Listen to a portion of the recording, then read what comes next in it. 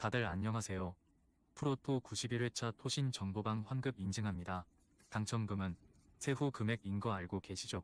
다들 아시겠지만 한 경기 취소되어 당첨금이 반토막 났지만 그래도 당첨 모두 축하드리며 오늘 경기도 분석 시작해보겠습니다. 금일 첫 번째 경기 헤이렌베인 대 알메러시티 분석 시작해보겠습니다. 헤렌베는 지난 경기에서 시타르트를 완파하고 상위권 추격에 시동을 걸었다. 휴식기 이전 3경기에서 2승을 따내며 순위를 끌어올렸고 다시 승리를 추가했다. 누넬리와 샤라위 등 이선 공격수들이 활발한 침투로 인해 기회를 만들었고 하예가 뒤에서 잘 해결했다. 최근 팀의 핵심 중앙 자원인 브루어스의 경기력이 살아나면서 팀도 상승세로 돌아섰다. 알메러시티는 휴식기 이후 재개된 경기에서 헤라클레스에 완패했다. 아약스전 무승부와 스파르타전 승리를 비롯해 최근 무패를 기록 중이었기에 홈에서 공격적으로 경기에 나섰는데 소나기 골을 허용했다. 때문에 이번 라운드에는 연패를 당하지 않기 위해 수비 라인을 두텁게 하고 경기에 나설 것이다. 헤렌벤의 승리를 본다. 최근 홈 연승을 달리는 등 확실하게 경기력을 끌어올린 상태다. 알메러시티도 로비넷과 쿠프마이너스 등 중원을 지킬 수 있는 선수들이 있다. 그러나 브루어스가 확실하게 살아난 홈팀이 중원 주도권을 내주지 않을 것이다. 니콜라에스쿠와 웨일마크 등이 조커 역할도 할 수 있는 헤렌벤이 연승을 이어갈 것이다. 금일 두 번째 경기 다름슈타트 대 쾰른 분석 시작해보겠습니다. 다름슈타트는 휴식기 이후 재개된 첫 경기에서 프라이부르크에 패하지 않았다. 선발 출전한 마티아스의 선제골이 나왔기에 내심 승리도 노렸지만 동점골을 허용했다. 그래도 마인츠에 이어 프라이부르크까지 난적 상대로 승점을 따냈기에 분위기 전환을 노리고 있다. 불안하던 수비 라인에서 베테랑 센터백인 짐머맨이 자리를 잡았고 홀란트도 공수의 연결고리 역할을 잘하고 있다. 쾰른은 이번 시즌 분데스리가 최하위 팀이다. 12라운드가 진행된 상황에서 단 1승에 그치며 강등 가능성이 커지고 있다. 최근 3경기에서는 연속으로 1골씩만 허용하는 등 수비가 나아진 모습이었는데 골이 터지지 않았다. 이름값으로는 상위권 팀에도 뒤지지 않는 젤케와 티게스, 발드슈미트 등이 있지만 중원 지원이 좋지 않다. 쾰른의 승리를 본다. 최하위로 추락한 이번 시즌이지만 다름슈타드 원정은 가장 할만한 일정이다. 특히 홈팀은 중원 경기력의 강점이 떨어지기에 마르텔과 유비치치가 나설 쾰른 상대로도 경기의 주도권을 가져가지 못할 것이다. 젤케와 발드슈미트가 역습으로 기회를 노릴 쾰른이 최근 부진을 털어낼 승리를 가져갈 것이다. 금일 세 번째 경기 A 몬차 대 유벤투스 분석 시작해보겠습니다. 몬차는 지난 주말 리그 경기에서 칼리아리와 비겼다. 상대에게 선제골을 허용한 경기였는데 교체로 들어온 마리치가 동점골을 터뜨렸다. 세리에로 승격된 이후 두 번째 시즌인데 지난 시즌보다 안정적인 전력으로 중상위권을 유지 중이다. 최근 4경기에서는 무패를 기록했는데 담브로시오가 안정적으로 수비 라인을 지켜내고 있고 가글리아디니와 페시나의 수비 보호도 탄탄하다.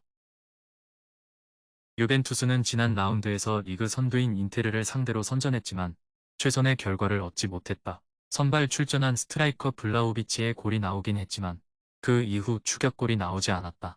그래도 징계로 인해 유럽 대항전 진출이 무산된 이번 시즌 리그에만 나서며 2위를 달리고 있다. 로카텔리와 카비글리아를 교체로 내보낼 정도로 스쿼드가 탄탄하고 밀리크는 언제든 조커 역할을 할 수 있다. 유벤투스의 승리를 본다. 부상 중이던 브라질 국대 풀백 산드로도 돌아왔기에 더 안정적인 경기 운영을 할 수 있다. 홈팀은 베테랑 선수들을 영입해 전력을 살찌웠지만 강한 중원 전력으로도 라비오와 로카텔리, 네케니가 나설 유벤 상대로 우위를 가져갈 수는 없다. 블라우비치와 모이스킨, 밀리크 등이 언제든 골을 노릴 유벤투스가 승리할 것이다. 금일 네 번째 경기 프레스턴 대 퀸즈파크 분석 시작해보겠습니다. 프레스턴은 직전 라운드 경기에서 카디프에 패했다. 2연승에 성공하며 3위권을 추격 중이었기에 아쉬웠던 결과였다.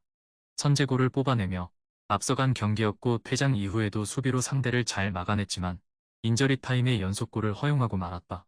그래도 이번 시즌 6개의 공격 포인트를 기록 중인 오스마이치를 비롯해 프로켈렌센과 에반스 등 해결할 선수들은 있다.